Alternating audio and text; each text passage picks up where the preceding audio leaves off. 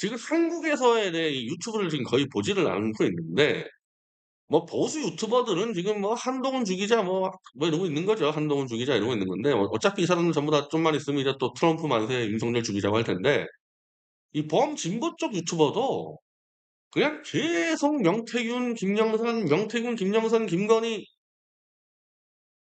그런 걸로 정리 안 됩니다.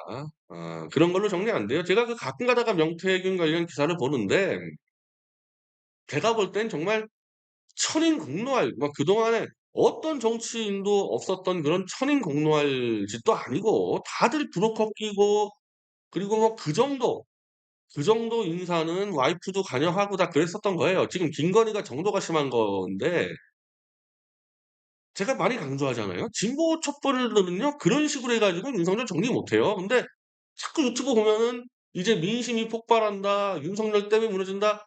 어림도 없는 얘기입니다.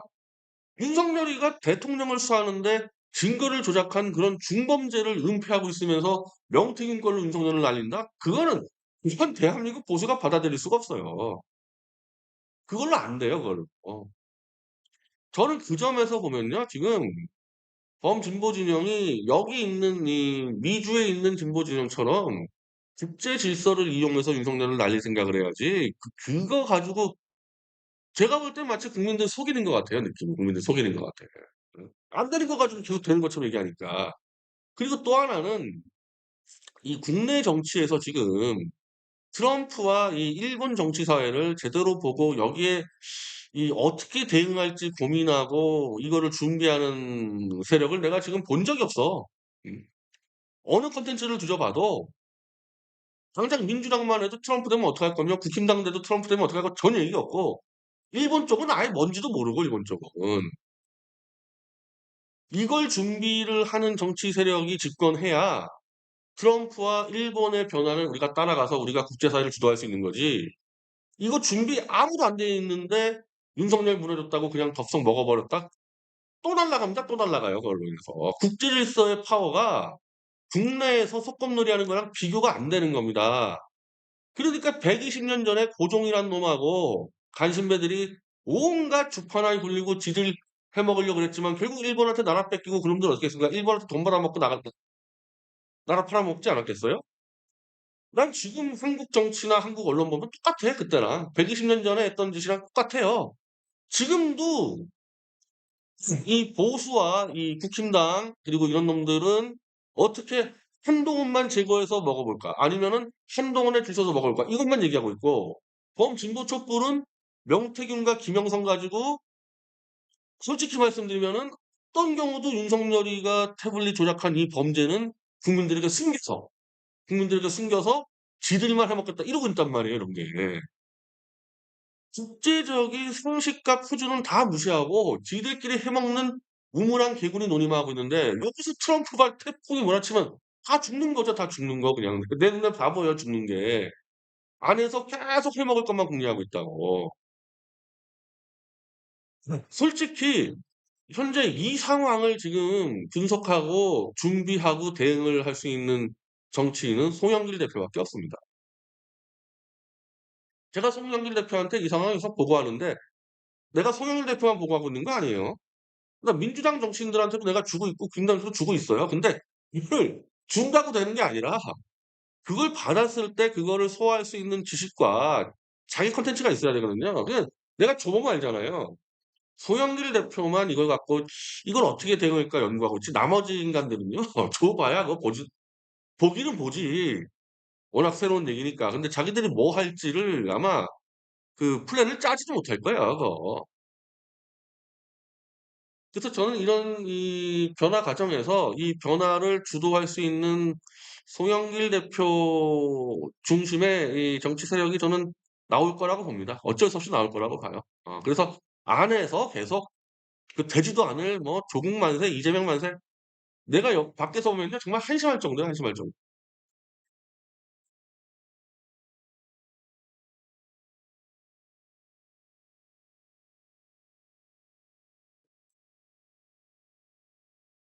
자 이 모자는요 여기 미디어치 LA 거주 독자분이 사준 겁니다. 근데 이건 2020년 모자예요. 자 이제 광고하겠습니다.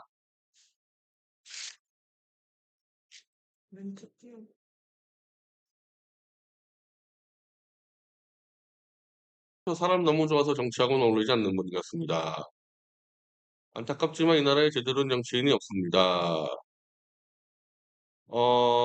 근데 지금 이 국제사회의 이 문제가 워낙 커서 혹시 국내 정치적으로 좀 미흡한 부분이 있더라도요, 그걸로만 승세하는 시대적 큰 흐름을 따라갈 거라고 봅니다. 그래서 송 대표에 대한 뭐 여러 가지 정치적으로 단점도 있을 수도 있고 할 텐데, 뭐 그런 문제를 뛰어넘을 정도로 워낙 국제판이 중요하고, 그거를 준비를 해 왔고 그걸 대응할 수 있는 지금 유일한 이 현역 정치인은 송영길 대표밖에 없어요.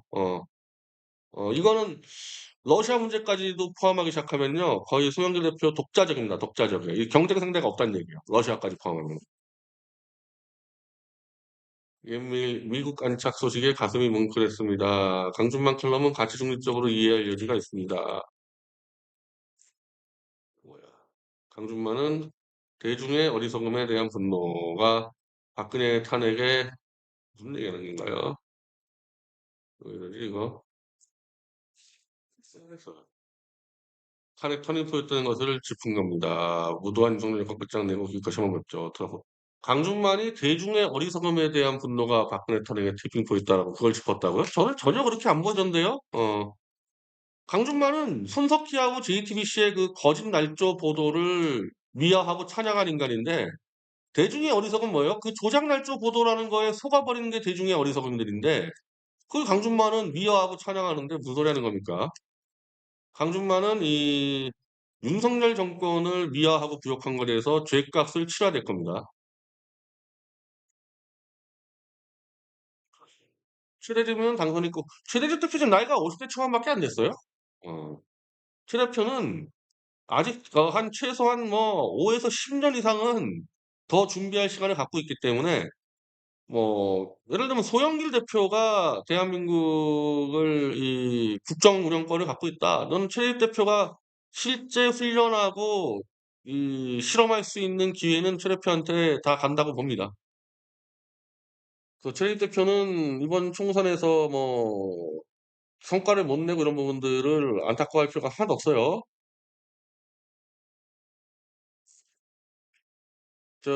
북한군 교전 및 전사 관련 뉴스 다 찌라심 팩트 체크된 거 아예 없음. 아니 북한군이 어디서 교전했다는 얘기죠? 지금 나옵니까? 어디서 교전했다는 얘기? 근데 내가 그 얘기를 이렇게 자, 자, 러시아는요, 러시아는요, 한겨울에 전쟁 안 합니다. 러시아는요. 러시아는 한겨울에 딱 가스 틀어막고 들어 누워 있는 게 이 러시아 전략인데, 이미 러시아는 우크라이나에서 자기들이 뺏으려고 다 뺏었어요. 그리고 우크라이나는 8월 달에 반격했다가 개박살나고 쫓겨나 가지고 더 이상 반격을 못 해. 그럼 러시아는 한겨울에 가스 틀어 잠그고 들어 누우면 되는데, 거기에 아무런 훈련도 안 되고 지금 말하는 대로 먹을 것도 없는 북한 애들을 거기다가 왜 들여보냅니까? 여기다가. 러시아하고 북한하고 군사 동맹으로 합동작전 해본 적도 없어. 이제 준비하고 있어요, 준비가. 미국하고 한국은 벌써 70년 동안 준비를 했잖아요. 해왔잖아요. 한미 동맹은. 그리고 이 예를 들면 한국의 무기와 미국의 무기를 맞춘다고, 한미 연합작전 때문에. 근데 러시아하고 북한은 그런 걸 해본 적도 없는데, 한마디로 아무런 준비 안 돼 있는 북한 애들을 이 한겨울에 우크라이나 전장으로 왜 내보냈냐. 가만히 있으면 되는데, 가만히 있으면. 그래서 저는 어떤 보도가 나와도, 뭐 북한군이 지금 뭐 이동하고 있다, 어떤 보도가 나와도 북한군이 우크라이나 전선에 들어가서 싸운다는 거는, 그거는 가능성 0%예요. 0%. 그 0%라고 보면 됩니다. 그건 러시아의 전략이랑 아예 안 맞아들어가요. 맞아들어가는 게 없어요. 자, 북한군은 추위와 배고픔에는 잘 견딜 겁니다. 아니 근데 뭐하러 견디냐고. 견딜 이유가 있어야 되는데 견딜 이유가 없잖아요. 북한을 보내 가지고. 거기 러시아 애들이 있어. 우크라이나 전방에. 거기서 그냥 걔들은 이 서방으로 나가는 가스 쥐어 틀고 그냥 들어 놓여 있으면 되는데, 거기에 배고픈 북한 애들을 왜 보내냐고 거기다가.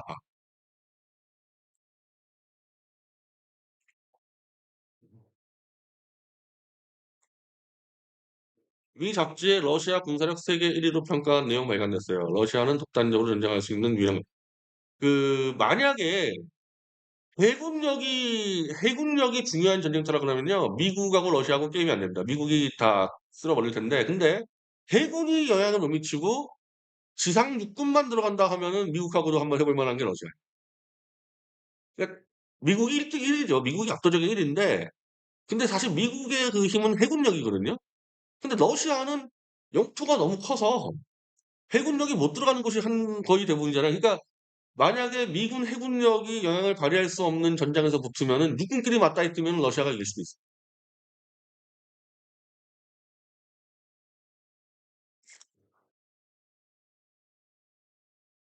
자 현재까지 확인된 건 뭐냐?